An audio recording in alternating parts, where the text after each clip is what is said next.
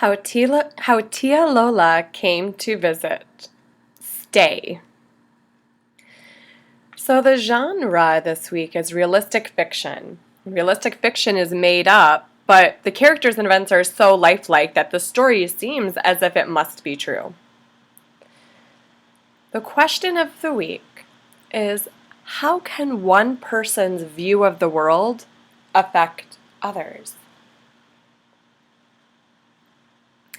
And so I will say that this is a chapter book. It is a novel, and this is just an excerpt, maybe like one little chapter or one little part of the book. So if you're interested after we read the story, you're welcome to read the whole book. Miguel and Juanita have moved to a rented farmhouse in Vermont with their sister, Mami. Their father, an artist, has stayed in New York. Tia Lola, Mami's aunt from the Dominican Republic, has come to visit. But some of the ideas she has brought along are a little different, and not always to the liking of Miguel or the family's landlord, Colonel Charleboy. The long, sweet, sunny days of summer came one after another. Each one is like a piece of fancy candy in a golden blue wrapper. Most nights, now that school is out, Tia Lola tells stories, sometimes until very late. The uncle who fell in love with a ciguapa and never married. The beautiful cousin who never cut her hair and carried it around in a wheelbarrow. The grandfather whose eyes turned blue when he saw his first grandchild. Some nights, for a break, they explore the old house. In the attic, behind their own boxes, they find dusty trunks full of yellowing letters and photographs. Miguel discovers several faded photos of a group of boys, all lined up in old-fashioned baseball uniforms. Except for the funny caps and knickers and knee socks, the boys in these photos could be any of the boys on Miguel's team. One photo of a boy with a baseball glove in his hand is inscribed, Charleboy, 34. Miguel tries to imagine the grouchy old man at Rudy's restaurant as the young boy with a friendly smile in the photograph. But he can't even see a faint resemblance.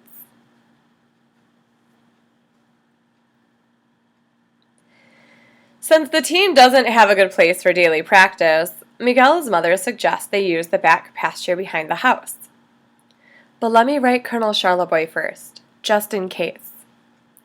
Their landlord lives in a big white house in the center of town. He has already written them once this summer, complaining about the unseemly shape of the vegetation, after Tia Lola trimmed the hedges in front of the house in the shapes of pineapples and parrots and palm trees. Can't you just call him and ask, Mommy? Miguel asks. After all, the team is impatient to get started with practice. A letter will take several days to be answered. You try calling him, Miguel's mother says, holding out the phone. Miguel dials the number his mother reads from a card tacked on the kitchen bulletin board. The phone rings once. Twice. A machine clicks on and a cranky old voice speaks up. This is Colonel Charles Charleboy. I can't be bothered coming to the phone every time it rings. If you have a message, you can write me at 27 Main Street, Middlebury, Vermont, 05753. Let's write that letter, shall we? Mommy says, taking the phone back from Miguel. 2 days later, Colonel Charleboy's answer is in their mailbox. It has not been postmarked. He must have driven out and delivered it himself. I would be honored to have the team practice in my back pasture, he replies in a shaky hand, as if he had written the letter while riding in a car over a bumpy road. Honored, Miguel's mother says, lifting her eyebrows. She translates the letter for Tia Lola, who probably speaks Spanish, who merely nods as if she'd known all along that Colonel Charleboy is really a nice man. And so every day Miguel's friends come over, and the team plays ball in the back field, where only 6 months ago Miguel, or maybe it was the Ciguapas, wrote a big welcome to Tia Lola. Twice a week, Rudy drops by to coach. They play all afternoon, and afterward, when they're hot and sweaty, Tia Lola invites them inside for cool, refreshing smoothies, which she calls frio frios. As they slurp and lick, she practices her English by telling them wonderful stories about Dominican baseball players like Sammy Sosa and the Alou brothers and Juan Marichal and Pedro and Ramon Martinez. The way she tells the stories, it's as if she knows these players personally. Miguel and his friends are enthralled. After a couple of weeks of practice, the team votes to make Miguel the captain. Jose, who is visiting from New York, substitutes for whoever is missing that day. Tia Lola is named manager. ¿Y qué hace el manager? Tia Lola wants to know what a manager does. And what does a manager do, is what she asked. A manager makes us frio frios, Captain Miguel says. Every day after practice, there are frio frios in a tall pitcher in the icebox. It is a happy summer. Until Tia Lola decides to paint the house purple. Now, why would this be a problem? Remember, they're renting the house from Colonel Charles Charleboy, and I don't know that she asked him permission. Miguel and his friends have been playing ball in the backfield, their view of the house shielded by the ample trees. As they walk back from the practice, they look up. "Holy cow!" Miguel cries out. The front porch is the color of a bright purple. Miguel can't help thinking of the deep, rich purple whose name he recently learned from his father in New York. Dioxazine, he mutters to himself. The rest of the house is still the same color as almost every other house in town. Regulation white, Poppy calls it whenever he comes to visit and drives through town. In her high heels and a dress with flowers whose petals match the color of the porch stands Tia Lola, painting broad purple strokes. For a brief second, Miguel feels a flash of that old embarrassment he used to feel about his crazy aunt. "Awesome!" his friend Dina saying. "Cool!" Sam agrees. "'Kay, cool!" Jose echoes. They wave at Tia Lola, who waves back. "Frio frios!" she called out. Today she has chosen grape flavor in honor of the new color of the house. By the time Miguel's mother comes home from work, he and his friends look like they've helped Tia Lola paint the house. Their mouths are purple smudges. When they open their mouths to say hello, their tongues are a pinkish purple. Okay, what is going on?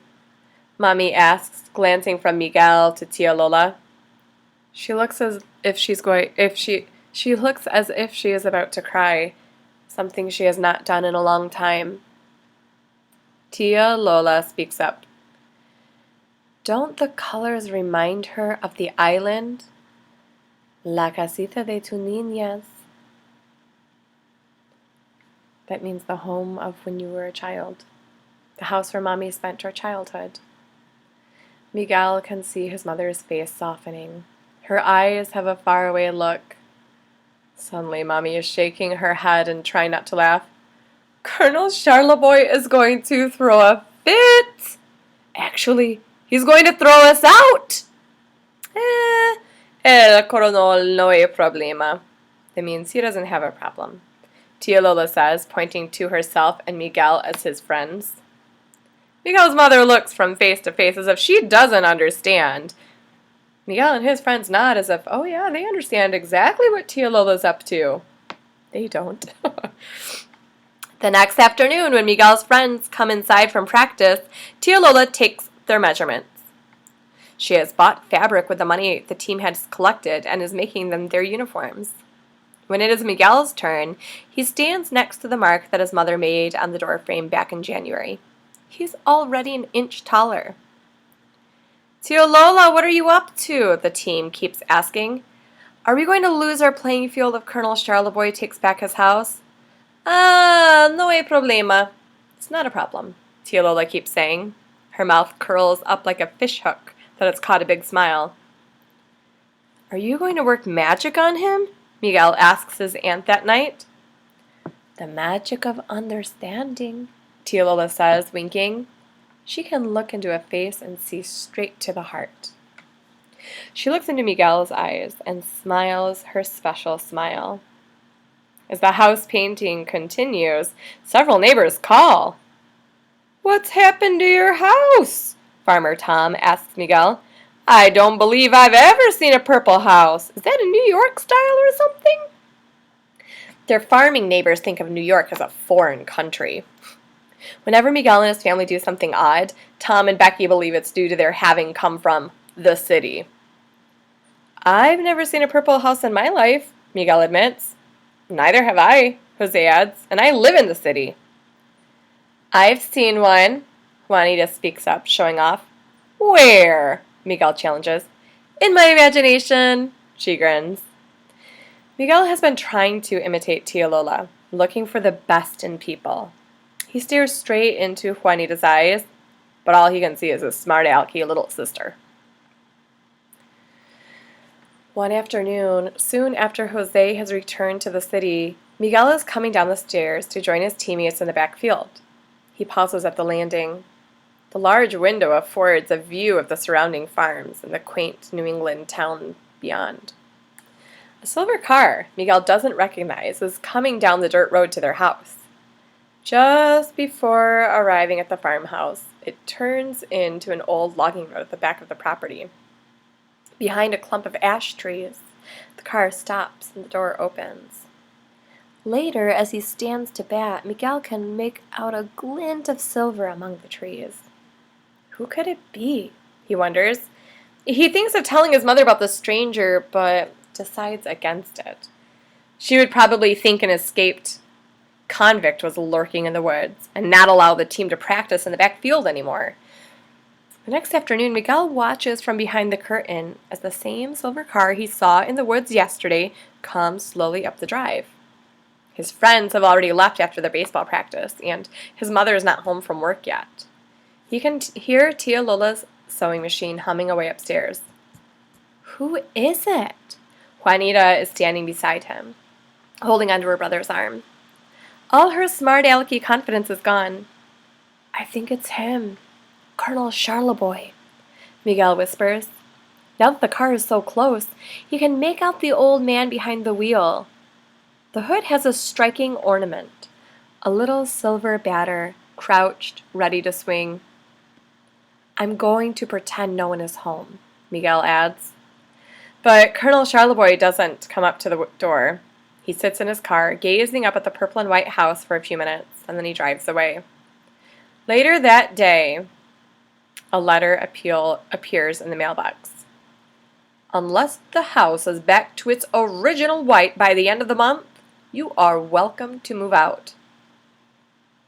Welcome to move out? Miguel repeats.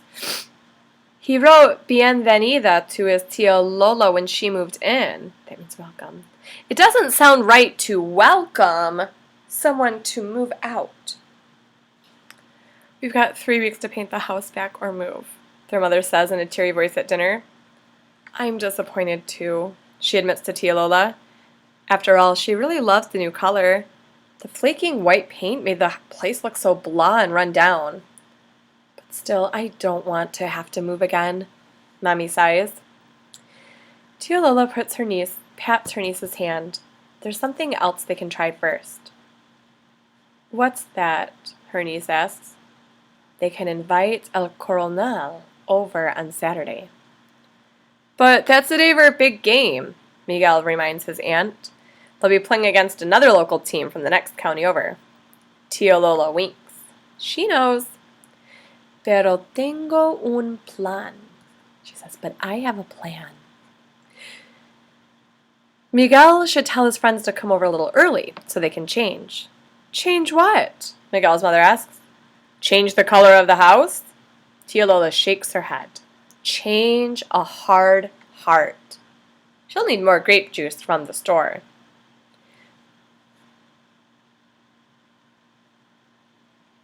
I love this, that even though they disagree, they're not fighting. She's trying to welcome the Colonel to see the world from her perspective, because that's the only way that a person will really change. I'm right here. The day dawns, sunny and warm. The cloudless sky stretches on and on and on, endlessly blue with the glint of an airplane, like a needle sewing a tiny tear in it. Every tree seems filled to capacity with dark green rustling leaves. On the neighboring farms, the corn is as tall as the boys who play baseball in the fallow field nearby. Tia Lola's garden looks like one of Poppy's palettes. But now, after living in the country for 7 months, Miguel has his own name for colors. Zucchini green, squash yellow, chili pepper red, raspberry crimson. The eggplants are as purple as the newly painted house. It is the fall of summer. In a few weeks, up in the mountains, the maples will begin to turn. Miguel's friends and their parents arrive early. The boys head downstairs behind Tia Lola and Rudy. Their parents stay downstairs, drinking grape smoothies and talking about how their gardens are doing. At last, the silver car rolls into the driveway. Slowly, Colonel Charlebois climbs out. He stands, a cane in one hand, looking up at the house. 1/4 of the house is purple, the other 3/4 is still white. Which color will the whole house end up being? Miguel looks down at the old man from an upstairs window. Suddenly he feels a sense of panic. What if Tia Lola's plan doesn't work? He doesn't want to have to move from the house that has finally become a home to him. He feels his aunt's hot hand on his shoulder. No hay problema, Miguelito. There's no problem, Miguel. She reassures him as if she can read his thoughts, even without looking into his eyes. Colonel Charlebois is still staring up at the house when the front door opens. Out file 9 boys in purple and white striped uniforms and purple baseball caps. They look as if the house itself has sprouted them. Miguel leads the way, a baseball in his hand. Behind them, Tia Lola and Rudy each hold the corner of a pennant that reads, Charlie's Boys. Colonel Charlebois gazes at each boy. It's difficult to tell what is going through his mind. Suddenly he drops his cane on the front lawn and calls out, Let's play ball! He stands, wobbly, and waiting, and smiling. Miguel looks into the old man's eyes and sees a boy, legs apart, body bent forward, a gloved hand held out in front of him. He lifts his arm and throws the ball at that young boy, and the old man catches it.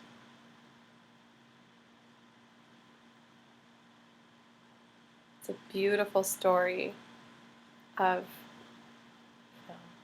being kind and allowing someone else to see the world through your eyes so that you can live in unity together in kindness and peace.